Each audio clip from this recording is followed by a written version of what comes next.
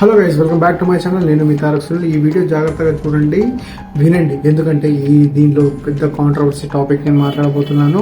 ఏంటంటే మన super star Mahesh బాబుకి, మెగాస్టార్ చిరంజీవికి మధ్య చిచ్చు పెట్టబోతున్నాను. జాగ్రత్తగా వినండి. పచ్చగడ్డేస్తే పగ్గుమనేలా ఉండదు అనమాట. ఏంటంటే విషయంలోకి వెళ్తే, నేను చెప్పింది వింటే నీకు అలానే అనిపిస్తుంది. అప్పుడెప్పుడు డాడీ సినిమా, అప్పటి వరకు చిరంజీవి గారు చాలా లావ్ అయిపోయాడని చాలా గ్యాప్ తీసుకొని అమెరికాకి వెళ్ళి, ఆ రోజులలో లైపోసెక్షన్ లేకుండా అమెరికాకి వెళ్ళి ఎంతో బరువు తగ్గి మళ్ళీ గీతా ఆర్ట్స్ నుంచి ఒక మంచి కంబ్యాక్ ఇచ్చాడు డాడీ సినిమాతో. రైట్, ఇదంతా బాగుంది. దాంట్లో చిరంజీవి గారు చేసిన రోల్ వచ్చేసి మీకు అందరికి తెలిసిందే కదా, మొబైల్ బ్లడ్ బ్యాంక్ అనమాట. ఎక్కడ యాక్సిడెంట్ అయితే అక్కడికి వెళ్ళి అంబులెన్స్ సర్వీస్ చేయడం. ఆ రోజులలో అది కొత్త థాట్. అది ఎందుకు రా సోచ్ చెప్తున్నాం అంటే, సింపుల్గా అసలు మహేష్ బాబుకి చిరంజీవికి ఏంద్రా లింక్ అని అంటే ఖచ్చితంగా చెప్తున్నాను. ఏంటంటే లింక్ అసలు ఏంద్రా స్టోరీ, మహేష్ బాబుకి దీనికి అని అనుకుంటున్నారా?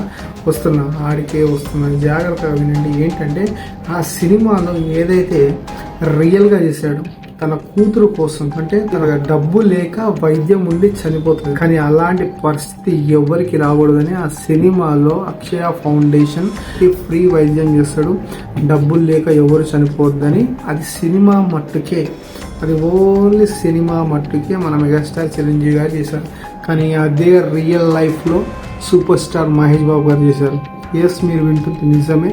సూపర్ స్టార్ మహేష్ బాబు గారు ఎలా చేశారు అంటే, మనకు తెలిసిందే, గౌతమ్ పుట్టడంతో వైట్ బ్లడ్ సెల్స్ లేకుండా పుట్టాడు. పుట్టిన తర్వాత అతన్ని కాపాడుకోవడానికి ఎన్నో ప్రయత్నాలు చేసిన స్టార్ హాస్పిటల్, అప్పటి వరకు స్టార్ హాస్పిటల్కి రికగ్నైజ్ అనే లేదు.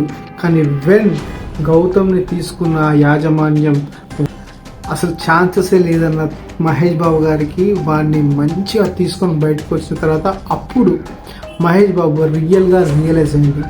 ఏం రియలైజ్ అయిందంటే, హాస్పిటల్ పేరు మీద కాదు, దేని మీద కాదు, అతను అన్స్టాపబుల్ షోలో తను ఓన్గా చెప్పాడనమాట ఒక బాధ. నా దగ్గర డబ్బులు ఉన్నాయి, నేను బతికించుకున్నాను, మరి డబ్బులు లేని వాళ్ళ పరిస్థితి ఏంటి అని. సో ఇదనమాట నేను చెప్పబోయే టాపిక్. అది రియల్ లైఫ్లో చిరంజీవి గారు చేశారు, కానీ రియల్ లైఫ్లో సూపర్ స్టార్ మహేష్ బాబు ఇప్పటికీ కొన్ని వందల మందికి హార్ట్ సర్జరీస్ చేపిస్తూనే ఉన్నాడు. రియల్ హీరో, అంత మంచి హీరో మన టాలీవుడ్లో ఉండడం నిజంగా మనకి చాలా గర్వంగా చెప్తున్నాం. ఎందుకంటే సినిమాలోనే కాదు, ఫైట్ లైఫ్లో కూడా రియల్ హీరో అనిపించుకున్నాడు మహేష్ బాబు అన్న. ఎటువంటి కాంట్రవర్సీ లేకుండా, ఇంతవరకు ఒక నెగిటివిటీ లేకుండా, ఒక నెగిటివిటీ మార్క్ లేకుండా, తండ్రికి తగ్గ తనయుళ్ళ ఇప్పటికీ ఎన్నో సోషల్ యాక్టివిటీస్ చేస్తూనే ఉంటాడు. నిజంగా శ్రీమంతుడు సినిమా తర్వాత ఒక ఊరిని దత్తత తీసుకున్న మహేష్ బాబుని మనం చూసాం. దాని తర్వాత కొడుకుకి అలాంటి ప్రాబ్లం వచ్చిన తర్వాత ఎవరికి ఇలాంటి ప్రాబ్లం రాకూడదని ఏటా ఎంతో మందికి హార్ట్ సర్జరీస్, ఇక మిగతా చాలా చేస్తున్నాడు. మొన్న తన కూతురు కూడా ఒక యాడ్ నుంచి వచ్చిన డబ్బులు కూడా స్వచ్ఛంద సంస్థకి ఇవ్వడం చాలా గ్రేట్ అనిపిస్తుంది కదా. వాళ్ళ ఫ్యామిలీ నిజంగా ఇలాంటి మంచి ఫ్యామిలీ ఎప్పటికీ ఉండాలి. సో దీంట్లో చిరంజీవి గారికి దీనికి టాపిక్ ఏంటంటే, సో రియల్గా చెప్పాలి అంటే, ఎంతోమంది బ్లడ్ బ్యాంక్ నుంచి దానం అనే ఒక కార్యక్రమం శంకర్ దాదా సినిమా నుంచి మొదలైన ప్రస్థానం. కానీ ఇప్పటికి కూడా ఆ బ్లడ్ బ్యాంక్ పరిస్థితి ఏంటి అనేది ఒక్క యాడ్ కూడా లేదు. ఎందుకు అర్థం కాదు ఇప్పటికి కూడా, ఎందుకు ఇలా ఉన్నారు. ఇప్పటి వరకు ఒక అప్డేట్ లేదు బ్లడ్ బ్యాంక్ కోసం. ఇప్పటికీ చిరంజీవి గారి పుట్టినరోజు రాగానే ఎక్కడి నుంచో చాలామంది బ్లడ్ ఇస్తూనే ఉంటారు. సో అది ఆ రోజు మట్టుకేనా?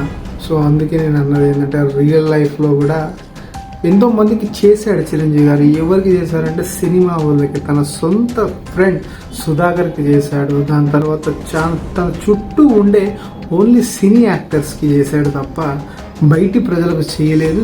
చేస్తే ఎంతోమంది బయటకు వచ్చేవాళ్ళు కదా. ఇప్పటికీ నాకు ఇలా చేశాడు, అలా చేశాడు, బయటికి వచ్చేవాళ్ళు కదా. ఇప్పటికైనా సరే ఎవరు రాలేదు. సో నాకు తెలిసిన వీడియో మట్టుకు ఇదే. అది నిజమా కాదా నాకు తెలీదు, కానీ చేయాలనిపించింది. ఎందుకంటే హార్ట్ సర్జరీస్ అనేది నాట్ ఏ జోక్. కొన్ని లక్షలతో కూడుకున్న వ్యవహారం ఇదంతా. నిజంగా మహేష్ బాబు అన్నకి ఎంత చూసినా బోర్ కొట్టిన సినిమా మురారి. చిన్న పిల్లాళ్ళ చేసాడంటే అది నాని. ఒక అక్కకి ఒక చెల్లెకి తోడుగా ఉండాలి, అభిమన్యుల్లా సైనికుల్లా ఉండాలి అంటే అర్జున్ ఏకదం మాస్కా బా పోకిరి మెంటల్ నా కొడుకంటే పోకిరి చూడాలి. ఊరిని తన సొంత మనుషుల్లా చూసుకోవాలి అంటే శ్రీమంతుడు చూడాలి. ఒక ఫ్రెండ్కి సహాయం చేయాలంటే మహర్షి చూడాలి. ఇంకెన్నెన్నో చూడాలి. లేదు, ఎంత వయసు పెరిగినా మీరు ఇప్పటికీ 20-25 ఏళ్ళ అబ్బాయిలానే ఉంటారు. అది ఒక మీ తండ్రి గారి దగ్గర నుంచి వచ్చిన చరిస్మా అనుకోవచ్చు. నిజంగా కృష్ణ